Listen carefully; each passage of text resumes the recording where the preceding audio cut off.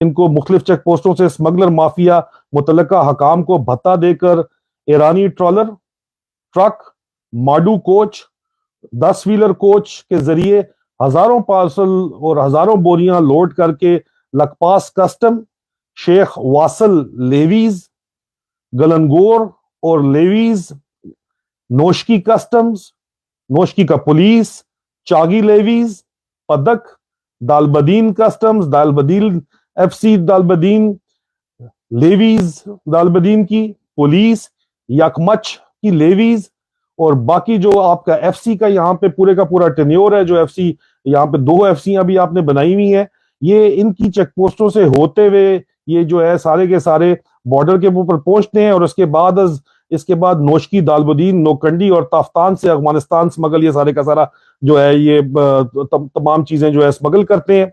और वहां से नहीं आने की बात हो रही है, पाकिस्तान से जाने की बात हो रही है। ये भी please try to understand this. ये वही ट्रक होते हैं जो यहाँ से माल लेके जा रहे होते हैं और वहां से इन्हीं ट्रकों के अंदर डीजल भर के वापस आ रहा होता है।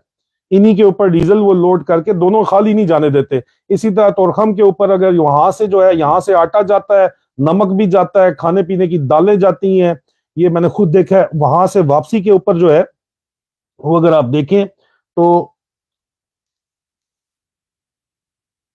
तोरखम और केपीके के अंदर अगवान ट्रांजिट ट्रेड रूट पे आपने उनको कस्टम फ्री एक्सेस दी हुई है।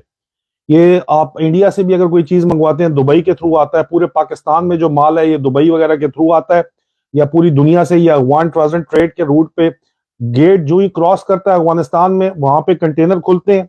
यहाँ से जो गाड़ियां स्मगलिंग की पाकिस्तान से गई हुई होती हैं, चाहे वो चमन हो चाहे वो कोई और है, जब ट्रांजिट ट्रेड जिस वक्त खुली हुई हो, तो उस वक्त ट्रांजिट ट्रेड जब खुली हुई है तो ये तमाम, चाहे आपका टायर है, चाहे आपका पाकिस्तान का जो भी इंपोर्ट है, कस्टम ड्यूटी फ्री 0% ड्यूटी पे अफगानिस्तान चला जाता है।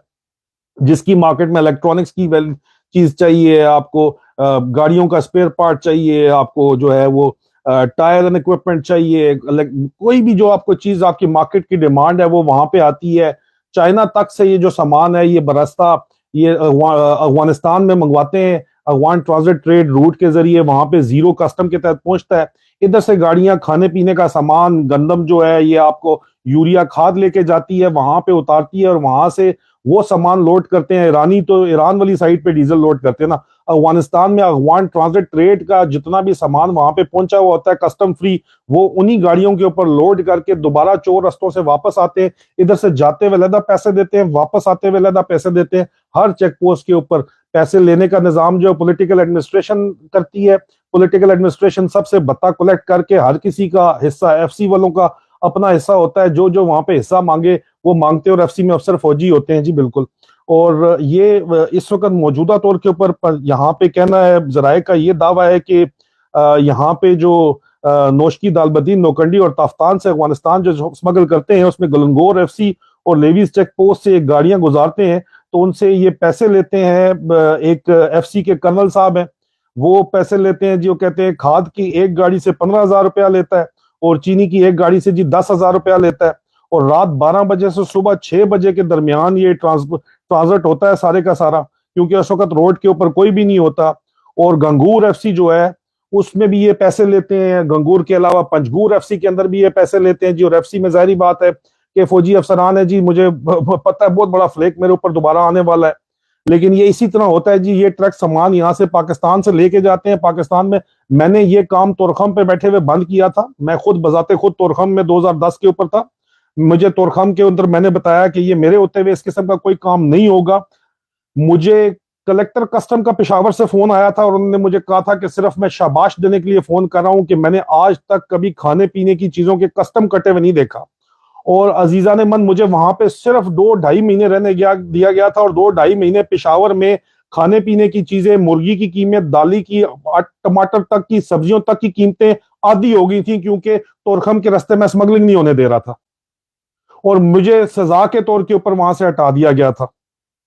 और वहां पे मैंने पहला रिजाइन दिया था अपना जी। और ना अगर मैं देता तो मुझे 3 करोड़ जो है वो इमरान रियाज खान साहब के साथ बात हुई थी, महीना तकरीबन बताता था 70 लाख जो है वो अब हर जुम्मे के जुम्मे जो है वो हिस्सा मिलता था जी। वो नहीं लिया क्योंकि वालदा साहिबा ने कहा कि जी पानी की बाल्टी बेटा भरी हो तो कतरा पेशाब का पड़ जाए तो बाल्टी पलीत हो जाती है। तो मैं कहा जी क्या करूं, सिस्टम ऐसे है, टक्कर किधर दीवार से मारूं। ने कहा बेटा सिस्टम, नौकरी छोड़ दे। तो मैंने पहला रिजाइन वहां से लिया था, 5वां रिजाइन मेरा एक्सेप्ट हुआ जी। तो ये सिस्टम इसी तरह चलता है जी। मैं वहां से निकला तो दोबारा वही सिलसिला चल पड़ा। मेरे बाद जो आए मेरे ब्रदर ऑफिसर, वो आए एक टूटी भज्जी गाड़ी के अंदर, वापस वो गए ब्रांड न्यू नई वो अल्टस माल्टस ये वो उसके अंदर चले गए और बाकी उसको भर के लेके गए। ये यहाँ पे निजाम इस तरह चल रहा है जी, यहाँ पे अफगानिस्तान बॉर्डर के ऊपर। यहाँ से आप का आपकी महंगाई इसलिए है कि आपके खाने पीने की चीजें बगैर कस्टम हुए जो है